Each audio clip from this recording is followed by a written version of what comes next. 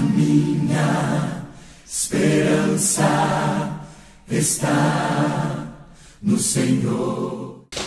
Graça e paz, amados irmãos. Que bom poder retornar neste dia, na tua casa, nesse ambiente em que Deus te concedeu para bendizer o seu santo e excelso nome. Esses dias que estamos ainda vivendo o distanciamento social, estamos privados de irmos ao templo para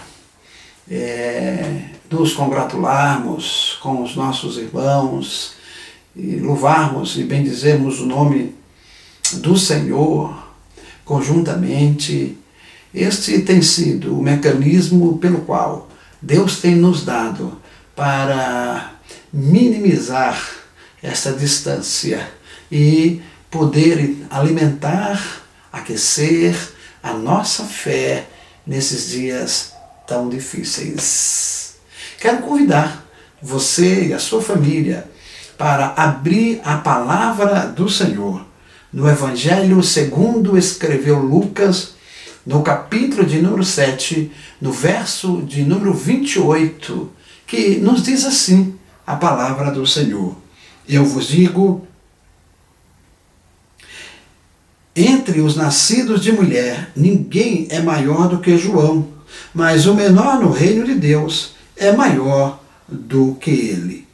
Pouco se fala sobre João Batista, mas nesse mês de tantas comemorações joaninas, fui levado a meditar na vida desse personagem bíblico, na tentativa de tirar algumas lições que eu julgo de fundamental importância para a nossa edificação. E eu quero confessar a cada um de vocês que fiquei maravilhado com a personalidade e o caráter de João Batista. Por isso mesmo, quero compartilhar com você alguns dos ensinos, algumas das características que encontrei na pessoa de João. O primeiro ensino que nós queremos destacar na vida de João é que ele era uma pessoa santa. Primeiro ensino na vida de João é que ele era uma pessoa santa. João Batista, ele foi chamado para ser o mensageiro do Altíssimo. Ele deveria imprimir nas pessoas uma nova direção. Ele devia impressioná-las com a santidade dos reclamos divinos. Ora, se ele fora chamado para exercer uma obra de santidade, então ele próprio deveria ser santo. João Batista era um santo homem de Deus.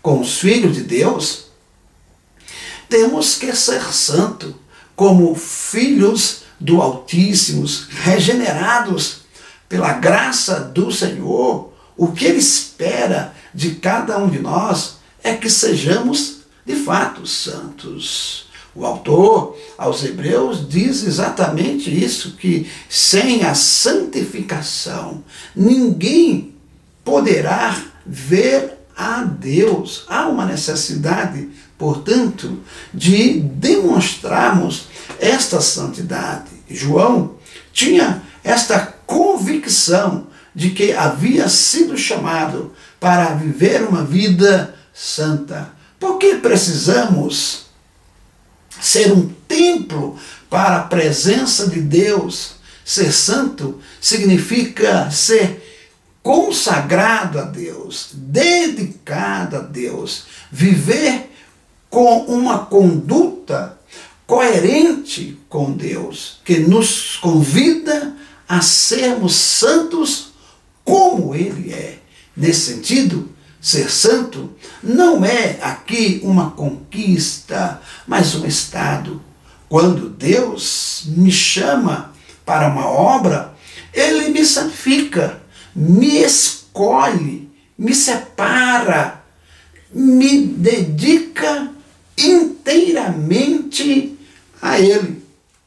Quando lemos no Evangelho, segundo escreveu Marcos, no capítulo de número 6, nós encontramos ali o reconhecimento do rei Herodes, que João era uma pessoa distinta, que João era uma pessoa diferente dos demais da sua época, que João era alguém que estava acima da média. Herodes reconhece que João era um santo homem de Deus. Nós podemos ver então aqui no Evangelho segundo escreveu Marcos, no capítulo de número 6, no versículo de número 20, encontramos o reconhecimento do rei Herodes que João era santo. Diz-nos assim o texto sagrado: porque Herodes temia a João, sabendo que era homem justo e santo, e o tinha em segurança, e quando o ouvia, ficava perplexo, escutando de boa mente. Veja que o rei Herodes, embora sendo hostilizado por João, reconhecia que ele era um homem de comportamento diferenciado. Ele era um homem justo e um homem santo. Justo, a expressão de Caios, que significa tornar reto, né? Esta é uma ação puramente, exclusivamente de Deus, o supremo juiz que sentencia, que declara que nós fomos, né, justificados exclusivamente pela fé que nós possuímos na pessoa de Jesus Cristo. Justo, portanto, aqui, né, podemos entender como uma pessoa reta diante do Senhor. Já a expressão santo, como nos traz esse texto do Evangelho de Marcos, capítulo de número 6, e o verso de número 20, né, a expressão santo é hagios, que quer dizer separado, exclusivamente para Deus. E Herodes, ele temia, Herodes reconhecia a santidade de João. Mas é interessante, amados irmãos, percebermos um outro ensino, uma outra característica, um outro ensino extraído da vida de João. E o segundo ensino da vida de João é que ele era uma pessoa destemida. João era uma pessoa intrépida diante da bagunça, da licenciosidade, da permissividade de seus dias. João Batista deveria assumir a posição de uma pessoa de coragem, por sua vida frugal e simples de vestuário, devia construir uma admoestação para a sua época. Note que diante de uma sociedade desregrada, João Batista não fez campanha, projeto, movimento, não fez cartaz, propaganda ou qualquer espécie de marketing próprio. Ele era a campanha, ele era o projeto, ele era o movimento. Sua vida era o seu discurso. Antes mesmo de pregar, as pessoas deveriam abandonar. Ele já demonstrava em sua vida a mudança que deveria ocorrer. Antes mesmo de pregar com as pessoas, como as pessoas deveriam viver, ele já demonstrava em sua vida o modo correto de vida. E é interessante notar que esta intrepidez, que esta coragem que nós vemos, notamos nesse personagem bíblico que estamos então estudando, a sua coragem, ela é comparada com a coragem que nós encontramos na vida do profeta Natã, como está registrado em 2 Samuel, capítulo de número 12, no verso 17, que diz assim: então disse Natã a Davi: tu és o homem, assim diz o Senhor, Deus de Israel, eu te ungi, rei sobre Israel, e eu te livrei das mãos de Saul. Lembram? Quando foi que o profeta Natã procurou Davi e disse exatamente isto? Tu és o homem. E isto mesmo, este fato se deu logo depois que Davi pecou contra Betseba. Davi então adulterou, e como que não bastasse, ele mandou matar, colocar na linha de frente o esposo de Betseba, Urias, que estava servindo no exército de Israel, para que ele fosse morto.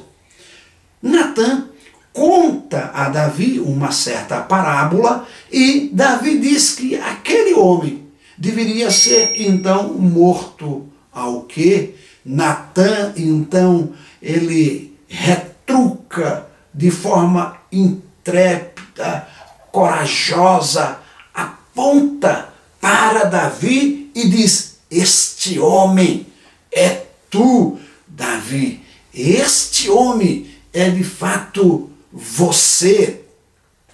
Veja só, esta coragem que nós encontramos na vida de João pode também ser vista em um outro profeta.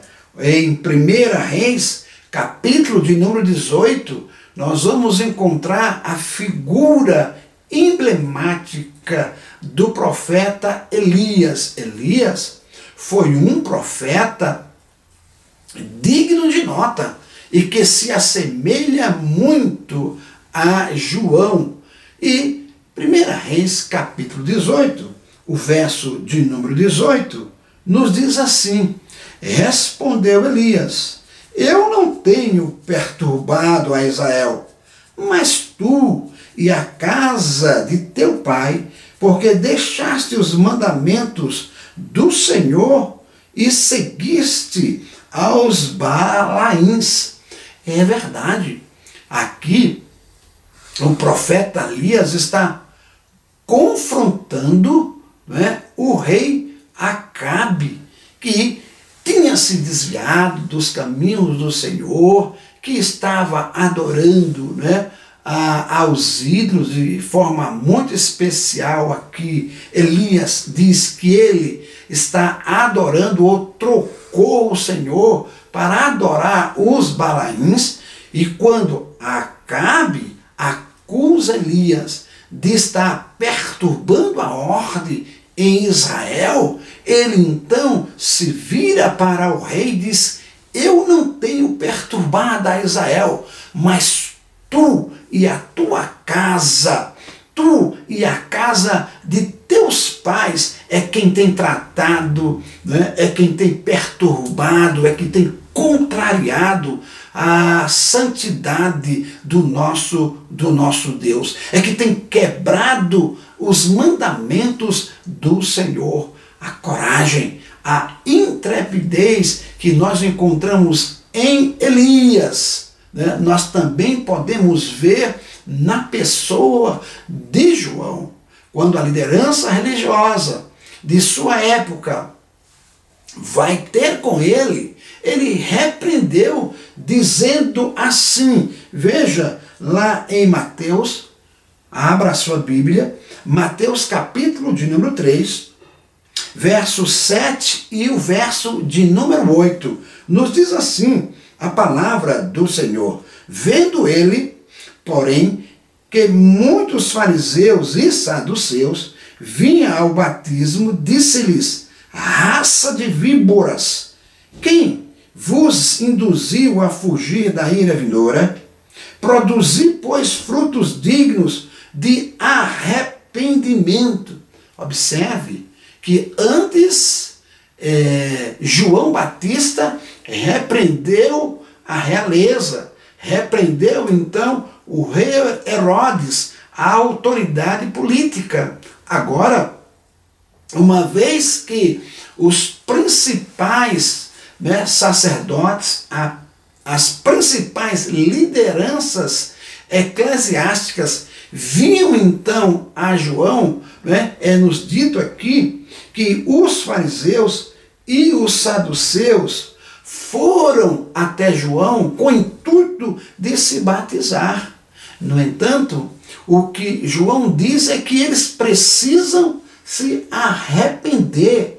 E veja que João os chamam de raça de víbora. Naturalmente que esta expressão utilizada por João se dá porque onde João estava, no deserto, naquela região extremamente inóspita, onde havia tinha falta d'água, de vegetação, numa região muito difícil, era comum encontrar naquele ambiente muitas cobras. E João trata os fariseus e os saduceus de víboras, e diz: quem vos induziu a fugir da ira vindoura? Ele diz então: produzi, pois, frutos dignos de arrependimento. Não basta frequentar a igreja, não basta participar de uma sociedade interna, você precisa de arrependimento. Não basta ser filho de uma autoridade religiosa, eclesiástica, você precisa de um novo nascimento, de um arrependimento, de mudança de pensamento, de mudança de vida. Aí sim você é digno de receber este meio de graça que é o batismo. No entanto, o que se vê é que João não está preocupado com o número de adeptos. João está pronto para batizar aqueles que realmente se apresentam demonstrando arrependimento por causa dos seus pecados. Ser destemido, meu querido irmão, significa demonstrar na vida as mudanças que queremos que ocorram na igreja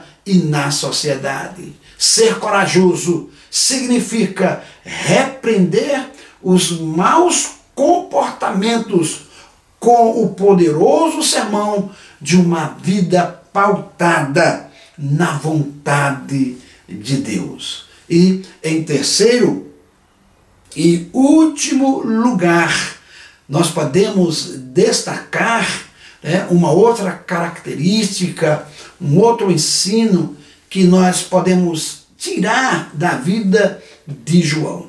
Que ensino então é esse? Veja que o terceiro ensino na vida de João é que ele era uma pessoa extremamente humilde. Entre os muitos traços admiráveis que João Batista possuía, por fim, podemos então destacar a humildade.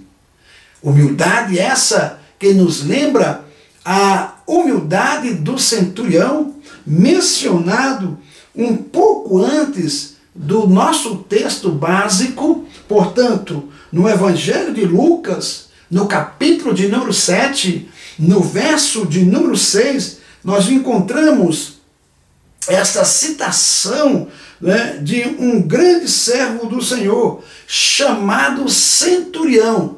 Vejamos o que nos diz a palavra do Senhor. Então, Jesus foi com ele, E já perto da casa do centurião, enviou-lhe amigos para lhe dizer: Senhor, não te incomodes, porque não sou digno de que entres em minha casa.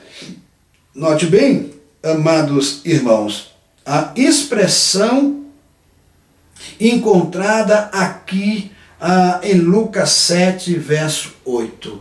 O centurião estava com um dos seus servos extremamente doente, estava à beira, né, da morte, e sabendo, ouvindo os feitos que Jesus estava operando na região da Galileia, na região de Nazaré, ele manda um dos seus servos para que Jesus pudesse ir à sua casa e ali interceder em favor do seu servo para que ele fosse restaurado para a glória então de Deus. Ao se aproximar da casa dele, o chefe, o centurião, então retruca e diz: não, meu senhor, eu não sou digno que entres na minha casa. Eu estou acostumado a dar ordens aos meus soldados. Um vai, o outro vem. E o Senhor também possa agir desta maneira, né? O Senhor pode dar um comando e tudo há de se resolver. Ele tinha consciência da sua indignidade. Ele demonstra humildade a despeito de ser uma autoridade, o maioral, né, o comandante de uma centúria de soldados. No entanto, se acha indigno que o Senhor entrasse na sua casa.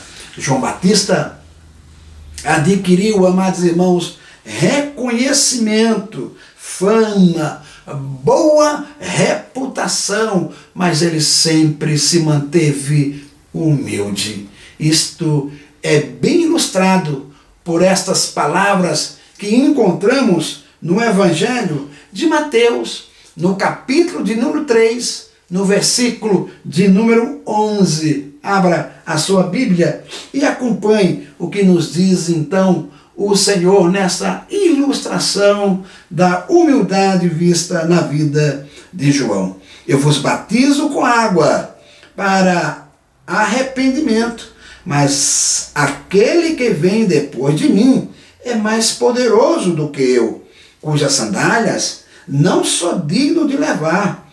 Ele vos batizará com o Espírito Santo. Perceberam? Então, a humildade. Então, aqui João, ao ensinar, né, o seu público, quando João ministra aqueles que iam à sua procura para ouvi-lo e até mesmo ser batizado, ele está cônscio da limitação do seu ministério. E ele então diz: mas há de vir aquele, né, que eu não sou digno de desatar ou de levar as suas sandálias. Este sim, ele é mais poderoso do que eu. Disse João: importa que ele cresça e que eu diminua. Perceberam a humildade deste homem? João Batista sabia quem ele era, mas também sabia quem não era. Ele era humilde. As pessoas o tinham como profeta. As pessoas o via como o mensageiro do Altíssimo. No entanto, quando questionado se ele era um profeta, ele negava: não, eu não sou um profeta, mas eu estou aqui eu estou aqui como precursor do Messias. Eu estou aqui como aquele que vai à frente, preparando as veredas daquele que haveria de vir. João Batista sabia quem ele era. Ele era uma pessoa humilde. Humildade é a virtude que nos dá o sentimento da nossa limitação, da nossa fraqueza. Humildade, amados irmãos, é modéstia. Ser humilde é permitir que a vontade de Deus floresça em nossa vida. João Batista viveu assim. Nunca se considerou a cereja do bolo.